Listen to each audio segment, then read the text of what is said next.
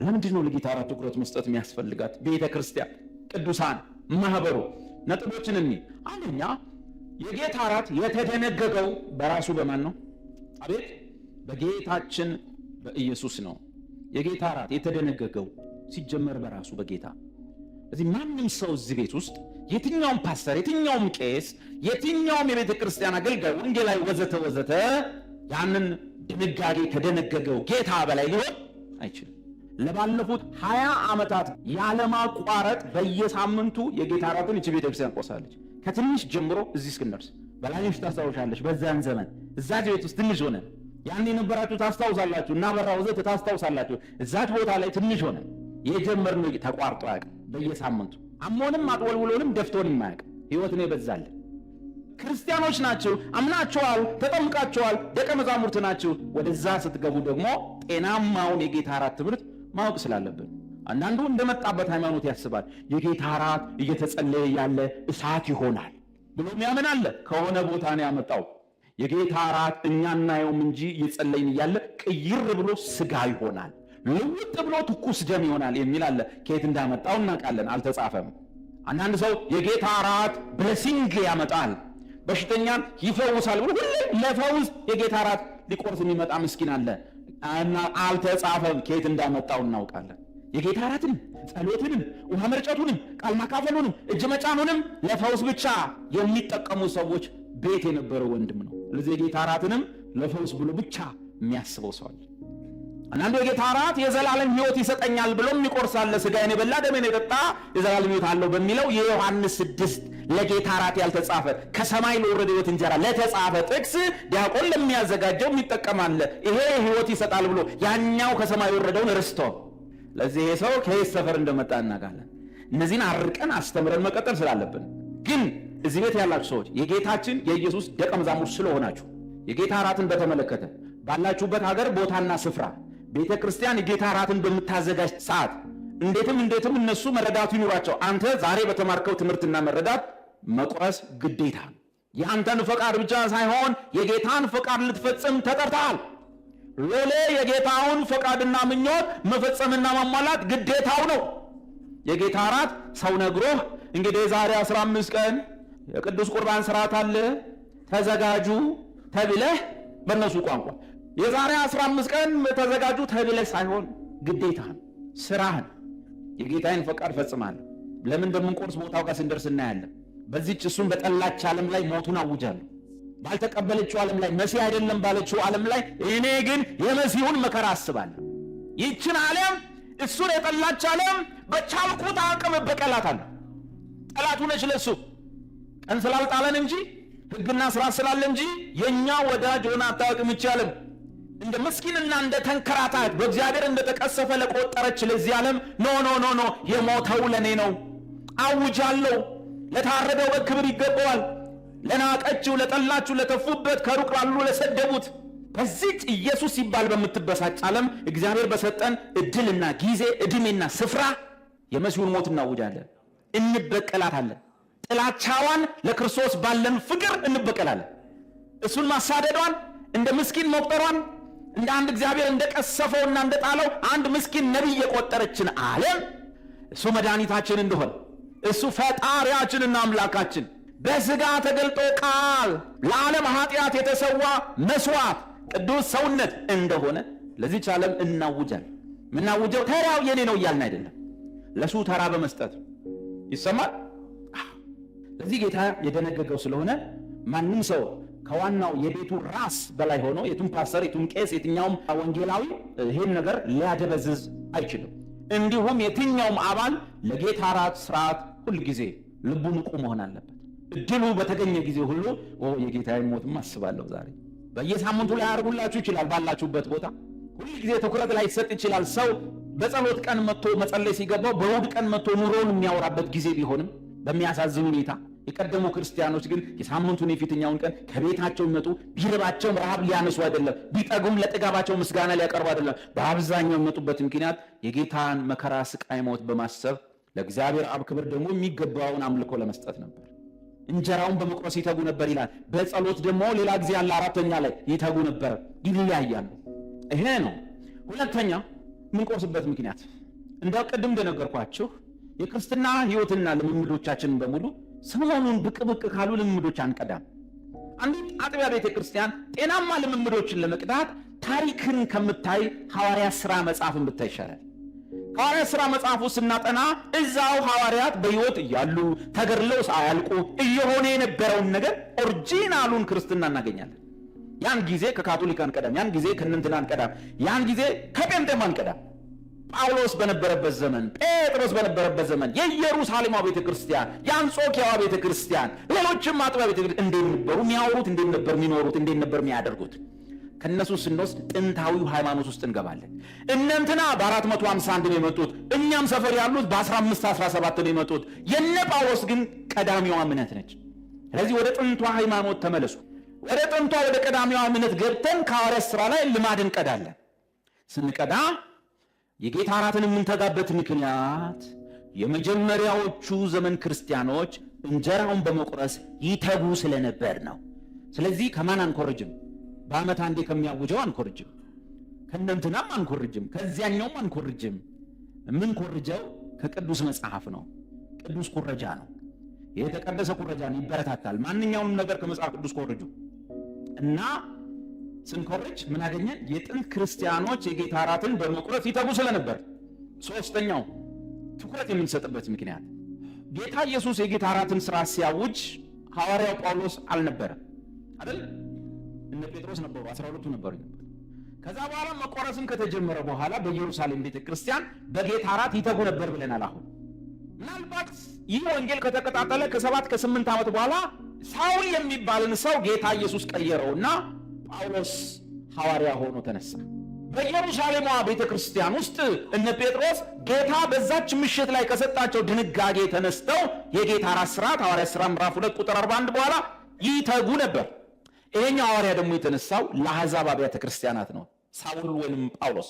ስለዚህ ጌታ ኢየሱስ ከሙታን ተነስቶ ከሄደ ከዓመታት በኋላ ሳውልን ከሰጠው አደራ መልእክት ትምህርት ውስጥ አንዱ የጌታ እራት ጉዳይ። ይሄ ምን ያሳያል ማለት ነው? ጌታ ከሄደም በኋላ ለዚህ ቅዱስ ሥርዓትና ለዚህ ሥርዓት አሁንም ትኩረት አለው ጌታ። ጳውሎስ የጌታ እራትን ሥርዓት ከጴጥሮስ አልተማረም፣ ከሐዋርያት አልተማረም። ኢየሱስ ሐዋርያ ካደረገውና ከሾመው በኋላ ብዙ መገለጦችን ሲሰጠው ለአሕዛብ አብያተ ክርስቲያናት ሐዋርያው ጳውሎስ እንዲፈጽም እንዲያስፈጽም የሰጠው አንዱ ትምህርትና ግዴታ የጌታ እራት ጉዳይ ነው።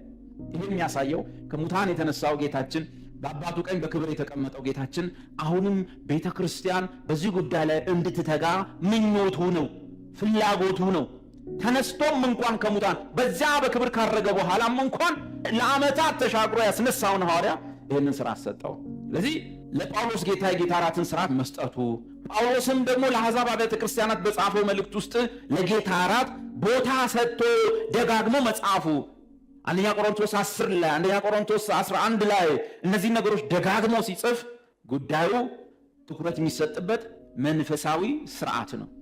ጌታ ለቤተ ክርስቲያን ከሰጠው ውድ ሥርዓት ውስጥ ረጅሙ ቀጣዩ እስኪመጣ የሚቀጥለው ጥምቀት ሳይሆን የጌታ እራት ነው። ጥምቀት አንዴ ተጠምቀህ ታቆማለህ። የጌታ እራት ግን ጌታ እንድንተጋ ይፈለገው። እነዚህ ነገሮች እኛም እዚህ ጋር ያለነው ሰዎች በአብ ቀኝ የተቀመጠው ጌታችን ትኩረት ለሰጣቸው ነገሮች ምን ልንሰጥ ይገባል? አቤት አይዞህ ትኩረት በሉ። እስቲ ጠረምሳለሁ በሉ፣ እስቲ ቀፍላለሁ በሉ፣ ገሰግሳለሁ በሉ። እንደሱ ገሰግሳለሁ ይላል አንዳንድ ሰው። ከዛ በኋላ ለጌታ እራት ትኩረት እሰጣለሁ በሉ ሲባል ትኩረት የሌለው ትኩረት ነው። ንባቦችን እናንብ። ለጌታ እራት ወይም ለእንጀራውን ለመቁረስ ወይም ለጌታ ማዕድ የተጻፉ ምንባባትን እያወጣን እናነባለን። ሁላችሁም ሉቃስ ወንጌል ምዕራፍ 22 ከቁጥር 19 እስከ 20 ንባቦችን አንበን ወደ ቀጣዩ ነገር መንገባ። እስካሁን ያጠናነው መግቢያውን ነው። እንጀራንም አንስቶ አመሰገነ። በደም ስሙ። እንጀራንም አንስቶ አመሰገነ። እንጀራ ሲባል በአእምሯችሁ የቤቱ እንዳይመጣባችሁ ቂጣ ዳቦ ናት። እሺ እንዲህ ቂጣ የተጠፈጠፈች ስስ ቂጣ። እንጀራንም አንስቶ አመሰገነ። then he took a loaf of bread ማለት ነው። እሺ ቆርሶም ሰጣቸውና ስለ እናንተ የሚሰጠው ሥጋዬ ይህ ነው። በደም ስሙ። ስለ እናንተ የሚሰጠው ሥጋዬ ይህ ነው፣ ይህን ለመታሰቢያ አድርጉት አለ። good ይህን ለመታሰቢያ አድርጉት አለ። ስናጠና ይገባናል። እሺ ቀጥለው እንዲሁም ከእራት በኋላ ጽዋውን አንስቶ እንዲህ አለ፣ ይህ ጽዋ ስለ እናንተ በሚፈሰው በደሜ የሚሆን አዲስ ኪዳን ነው። ድገመው ከቁጥር 19 እስከ 20። እንጀራንም አንስቶ አመሰገነ፣ ቆርሶም ሰጣቸውና ስለ እናንተ የሚሰጠው ሥጋዬ ይህ ነው፣ ይህን ለመታሰቢያዬ አድርጉት አለ። እንዲሁም ከእራት በኋላ ጽዋውን አንስቶ እንዲህ አለ፣ ይህ ጽዋ ስለ እናንተ በሚፈሰው በደሜ የሚሆን አዲስ ኪዳን ነው። እስቲ ጽዋው በሉ። በኢየሱስ ደም መፍሰስ የተፈጸመው የአዲስ ኪዳን መታሰቢያ ነው። ቂጣው በሉ።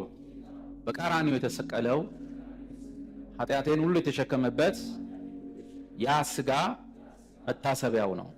ይህንን ለዛኛው መታሰቢያ አድርጎት እንደሚል እዚህ ጽዋ ምንድን ነው? በኢየሱስ ደም የተፈጸመልን ምን አዲስ ኪዳን፣ የዛ ምን መታሰቢያ።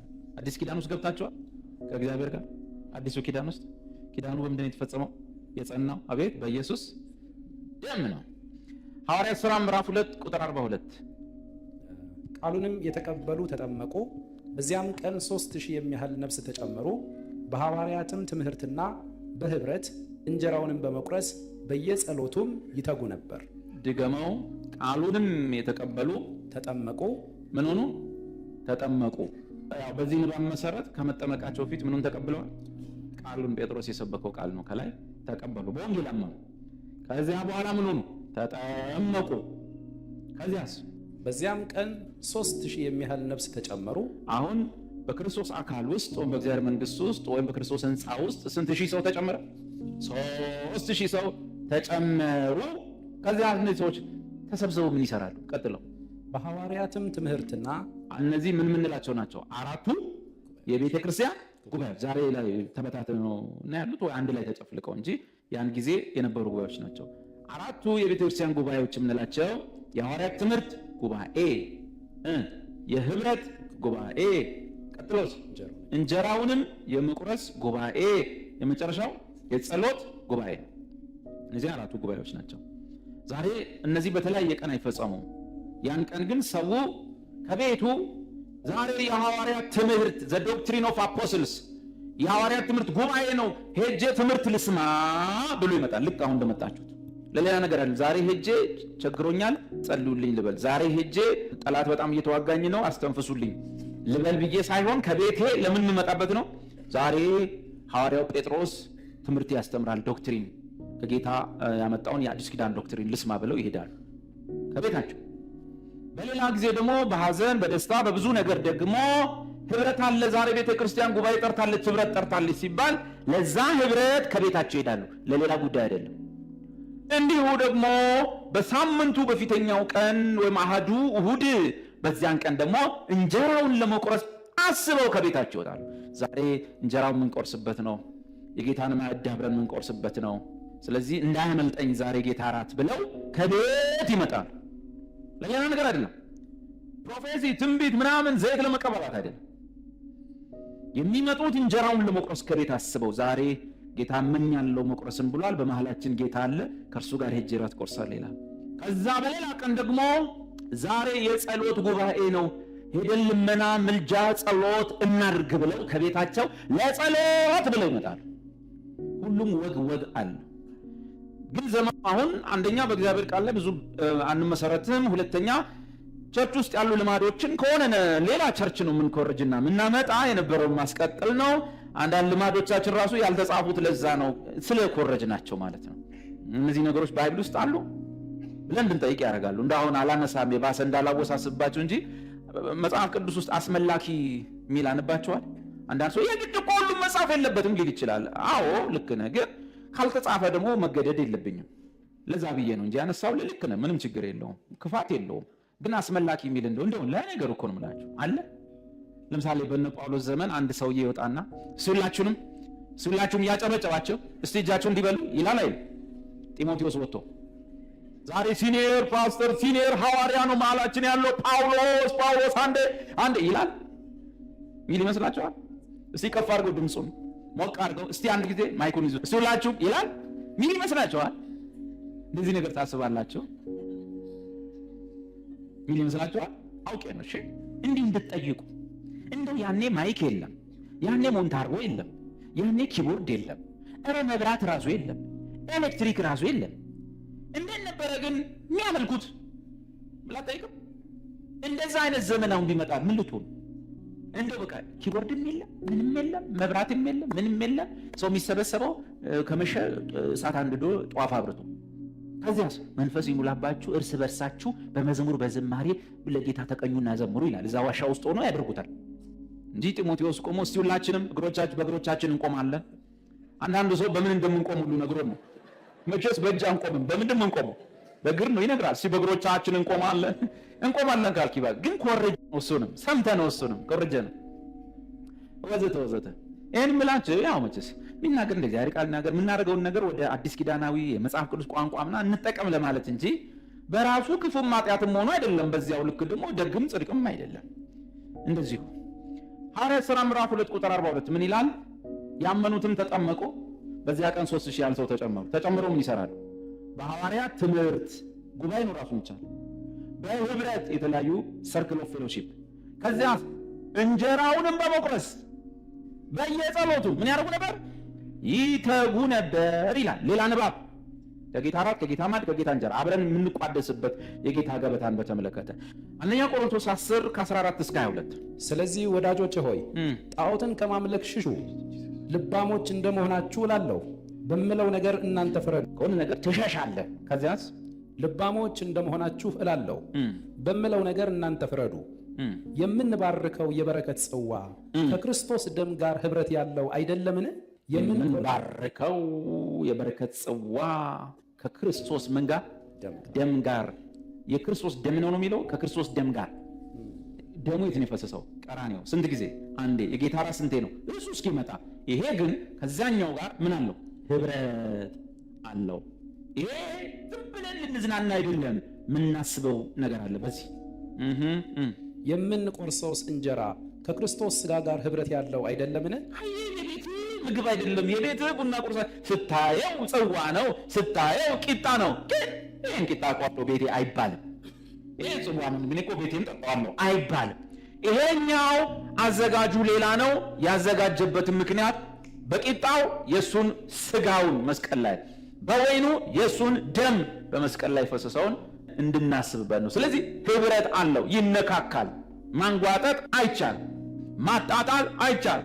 እቺ እናቴ ነች ብዬ ፎቶዬን ስሰጥ መታሰቢያ ስሰጥ ምን ብለህ ስትቀደው አንተ እናቴን ነው የምልህ። በእርግጥ እናቴ ቤቷን እንቺ ያለችው ግን የእሷ መታሰቢያ ነው። አየህ ፎቶ ከእሷ ጋር ህብረት አለው። እሺ ቀጥለው አንድ እንጀራ ስለሆነ እኛ ብዙዎች ስንሆን አንድ ስጋ ነን፣ ሁላችን ያን አንዱን እንጀራ እንካፈላለንና። ስንት እንጀራ ነው የሚቀርበው? አንድ እንጀራ። እኛ ግን ስንት ነን? ብዙ። ሲደርስ በዝርዝር እናያለን። አሁን ግን ነካ እያረኩ ማለፍ ስላለብኝ እንደሌሎች ቤት ውስጥ አንድ መኖሪያ ቤት ውስጥ 8 ልጆችና ባልና ሚስት አንድ ላይ 10 ካሉ ለቁርስ ስንት ዳቦ ይገዛል ተልኩ? 8 ልጆች 2 እናትና አባት አሉ። ቁርስ ሲላክ እንደ ቸግሮን ካልሆነ በስተቀር መግዣውን ካላጣን በስተቀር ስንት ዳቦ ነው ተገዝቶ የሚመጣው? 10 ዳቦ ነው ተገዝቶ የሚመጣው። አንዳንድ ዳቦ ይዘን ቁጭ እንላለን። ምክንያቱም 10 ስለሆነ 10 ዳቦ ነው የሚያስፈልግ። ቸርች ሲመጣ ግን ህዝቡ ብዙ ነው። የቀረበው ስንት ዳቦ ነው? አንድ ዳቦ ለስንት ሰው ነው? ስለዚህ እዚህ ጋር የቀረበው አንድ እንጀራ ነው። እኛ ግን ብዙዎች ነን። ስለዚህ መጽሐፉ አንድ የምትበሉበት ምክንያት ብዙ ብትሆኑም ስንት ናችሁ? በእግዚአብሔር ቤት ውስጥ ስንት ልጅ ናችሁ? አንድ ልጅ ናችሁ። አንድ ወራሽ ናችሁ። ታላቅ የለው ታናሽ የለው። እኔ ገቢ ነኝ እኔ ወጪ ነኝ አይባልም። በአንድ ተስፋ በአንዱም ክርስቶስ የሚወርስ ስንት ሰው ነው የሚታየው? አንድ ሰው ነው የሚታየው። ሁላችሁ ማንን ለብሳችኋል? ክርስቶስን ለብሳችኋል። ጊዜው ሲደርስ እናብራራለን።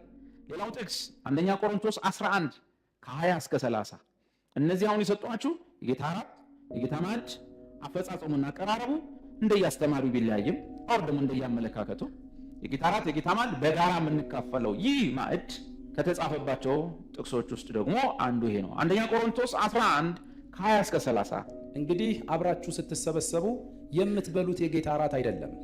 ሰዎቹ ጌታ እራት ነው የጌታ እራት እዚህ ቀርቧል፣ ግን ውጭ ሄደው ኖሯቸው ከጣዖት ቤት የሚመጡ ሰዎች ነው። ከጣዖት ቤት ሲጨርሱ እስቲ ቸርች እንሂድ ብለው ይመጣሉ። ሲመጡ ጉባኤ አልተሰበሰበም፣ ጽዋው ቁጭ ብሏል። ከጣዖት ቤት ዘለው መጥተው ገልብጠው ቸርቹ ሲሰክሩ ይሄ ጌታ እራት አይደል፣ የራሳችሁ ቤተክርስቲያን ያስቀመጠችው ለጌታ እራት መታሰቢያ እንዲሆን ነው። እናንተ ግን መታችሁ ስጠጡት የጌታ እራት አይደለም። የራሳችሁ ራት ይሆናል ብሎ እየተቆጣቸው ነው። ንባቡን ነው እና ንባው ሂድ እስከ ቁጥር 30 በመብላት ጊዜ እያንዳንዱ የራሱን ራት ይበላልና አንዱም ይራባል፣ አንዱም ግን ይሰክራል። የምትበሉባቸውና የምትጠጡባቸው ቤቶች የላችሁምን? ወይስ የእግዚአብሔርን ማኅበር ትንቃላችሁን? አንዳችም የሌላቸውን ታሳፍራላችሁን? ምን ልበላችሁ? በዚህ ነገር ላመሰግናችሁን? አላመሰግናችሁም። ለእናንተ ደግሞ አሳልፌ የሰጠሁትን እኔ ከጌታ ተቀብያለሁና። ጌታ ኢየሱስ አልፎ በተሰጠበት በዚያች ሌሊት እንጀራን አንስቶ አመሰገነ፣ ቆርሶም እንካችሁ ብሉ፣ ይህ ስለ እናንተ የሚሆን ሥጋዬ ነው፣ ይህን ለመታሰቢያዬ አድርጉት አለ። እንደዚሁም ከእራት በኋላ ጽዋውን ደግሞ አንስቶ ይህ ጽዋ በደሜ የሚሆን አዲስ ኪዳን ነው፣ በጠጣችሁት ጊዜ ሁሉ ይህን ለመታሰቢያዬ አድርጉት አለ። ይህን እንጀራ በበላችሁ ጊዜ ሁሉ ይህንንም ጽዋ በጠጣችሁ ጊዜ ሁሉ ጌታ እስኪመጣ ድረስ ሞቱን ትናገራላችሁና።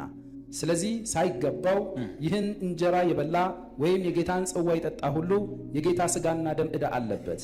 ሰው ግን ራሱን ይፈትን፣ እንዲሁም ከእንጀራው ይብላ ከጽዋውም ይጠጣ። ሳይገባው የሚበላና የሚጠጣ የጌታን ሥጋ ስለማይለይ ለራሱ ፍርድ ይበላልና ይጠጣልምና። ስለዚህ በእናንተ ዘንድ የደከሙና የታመሙ ብዙዎች አሉ፣ አያሌዎችም አንቀላፍተዋል። ራሳችንን ብንመረምር ግን ባልተፈረደብን ነበረ። ነገር ግን በተፈረደብን ጊዜ ከዓለም ጋር እንዳንኮነን በጌታ እንገሰጻለን። ስለዚህ ወንድሞች ሆይ ለመብላት በተሰበሰባችሁ ጊዜ እርስ በርሳችሁ ተጠባበቁ። ማንም የራበው ቢኖር ለፍርድ እንዳትሰበሰቡ በቤቱ ይብላ።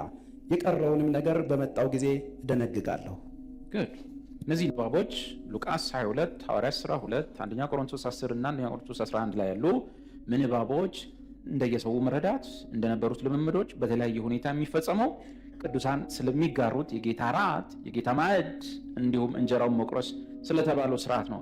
በእነዚህ ንባቦች ውስጥ የጌታ ራትን ወይም እንጀራውን መቁረስ ወይም ማዕዱን ለመግለጥ ጌታ እንደ ማቴሪያል እንደ ቁስ የተጠቀመባቸው ሁለት ነገሮች ናቸው ንባብ ውስጥ።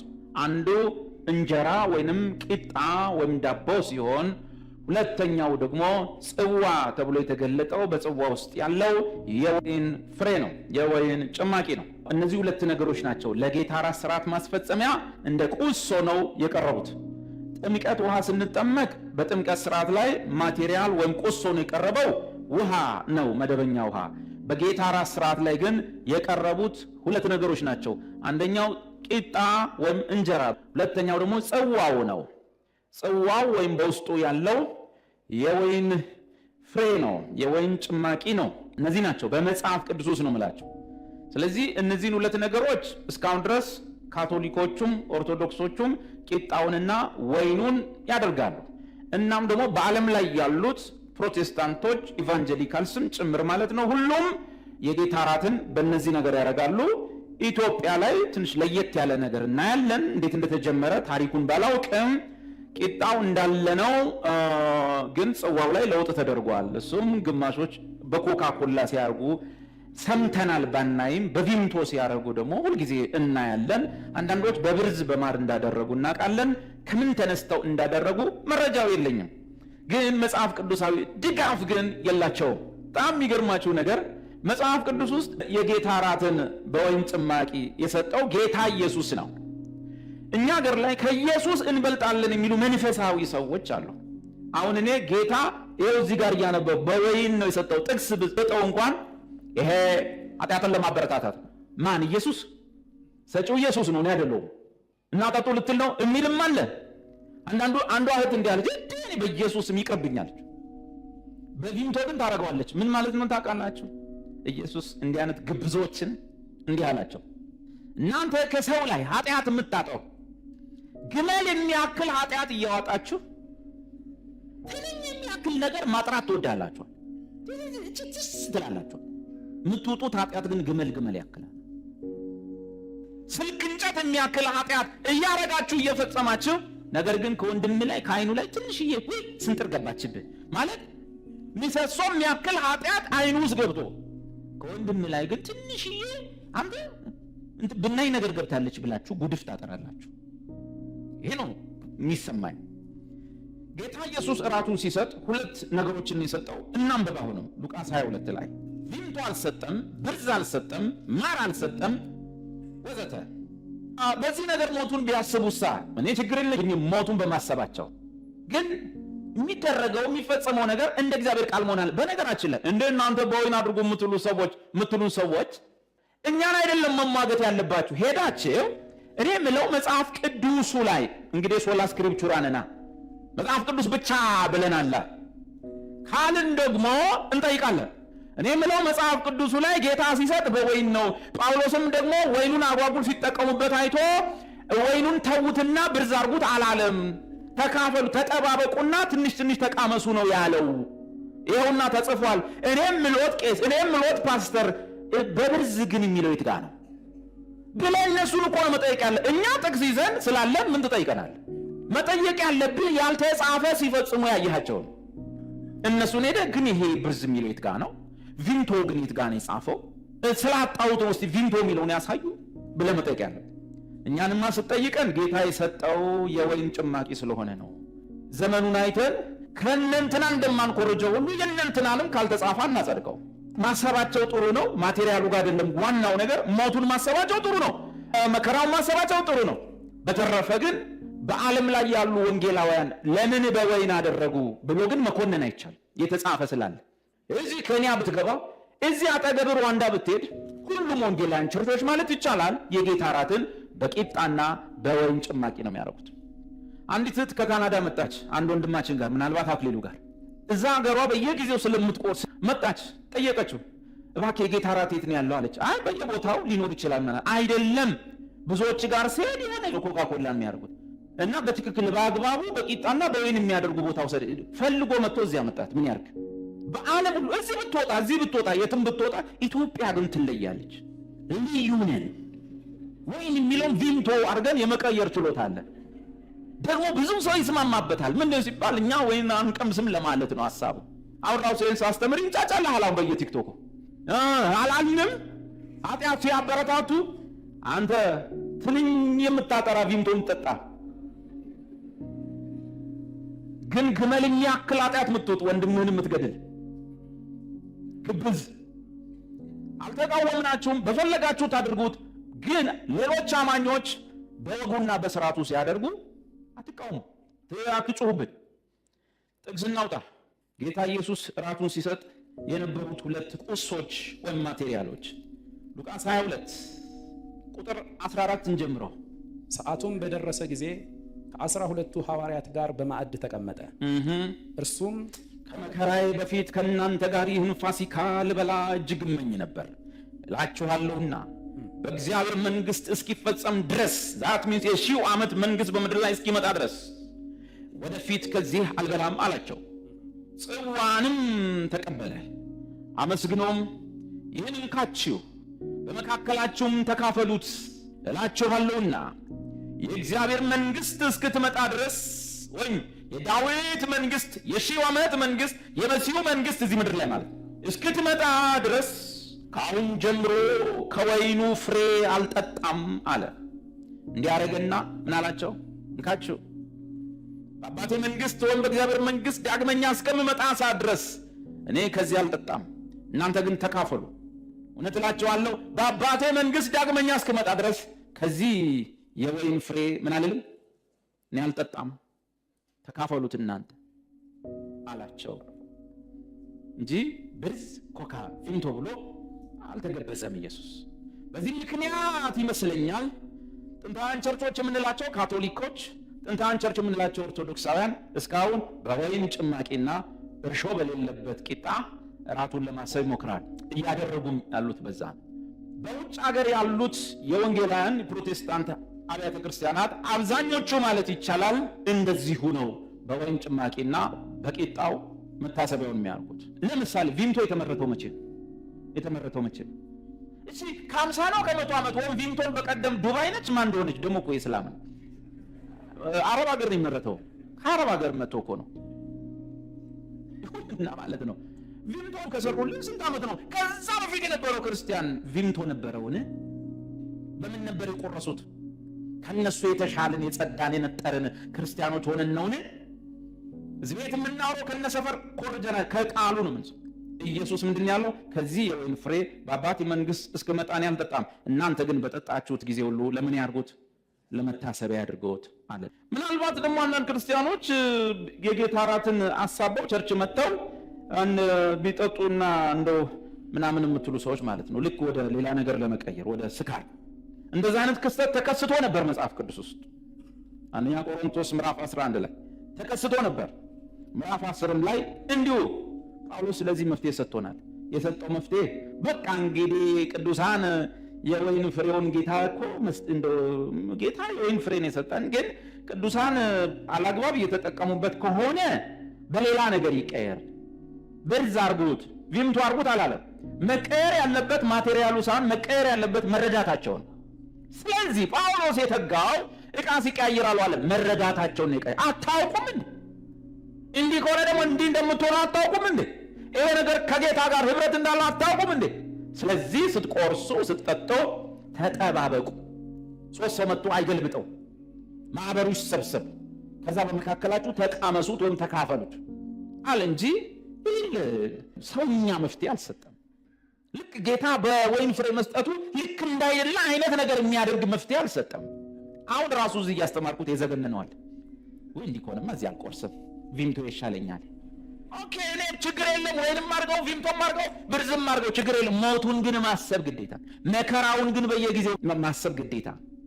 ግን እያስተማርኩ ስለሆነ ያለሁት በመጽሐፍ ቅዱስ ውስጥ ለጌታ እራት የተሰጡት 2 ቁስ ነገሮች በመጽሐፍ ቅዱስ ውስጥ ቂጣውና የወይን ፍሬ ናቸው ለማለት ሲሆን፣ እግረ መንገድም ጥንታውያኖቹ እስካሁን እንደዛው ያደረጉ እንደሆነ ላስታውሳችሁና እንዲሁም ከኢትዮጵያ በቀር በሌላው ዓለም ያሉ ወንጌላውያን እንደዛው እንደሚያደርጉ መረጃ ልሰጣችሁ ነው፣ ላሳውቃችሁ ነው።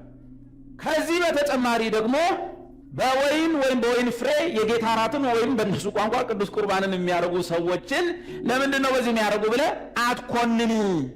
ቢያንስ ልንገር አይደለም፣ በቀደሱ ቁጥር በእነሱ ቋንቋ ቅዱስ ቁርባን በመጽሐፍ ቅዱሱ የጌታ እራትን ዛሬ ቢቀድሱ ዛሬ አለ ያለማቋረጥ ነው የጌታ እራትን የሚቆርሱት። በተቀደሰ ቁጥር አለ። በዓመት አንዴ አንተ የምትቆርስ ሰውዬ ደግሞ ምንድን በወይን ነው የሚያደርጉት ልትል አትችልም። የሞራል ብቃት የለም። ለምንድን ነው በወይን ጭማቂ ዲያቆኑ በወይን ጨምቆ ነው እዛ የሚያዘጋጀው? ቪምቶን በርዝማሪ ለምንድን ነው ካቶሊክ ለምንድን ነው እዚህ እኮ ናይሮቢ ሄጄ ጌታ እራት በእንትኑ ነው አየሁ፣ እዚህ እኮ የሆነ ሳውዝ አፍሪካ ሄጄ ጀርመን ሲሄድ ወይ አሜሪካ ሲሄድ የሆነ ሀገር ላይ የጌታ እራት እኮ እንደዚህ ሆነ አየሁና በኢየሱስ ስም ብዬ መጣሁ አይባልም። የእኛን ነው መጠየቅ። ብርዙ ግን ምን ጋር ነው? ሉቃስ ላይ ነው። ብርዙንም አንስቶ ሰጣቸው። የለም ከዚህ ብርዝ አልጠጣም አላለም ጳውሎስ። በቃ እንግዲህ እንዲህ ከሆነ ጉዳዩ ቪምቶ አርጉት አላለም። ሰውኛ መፍትሄ አልሰጠም። ይሄን እንድናውቅ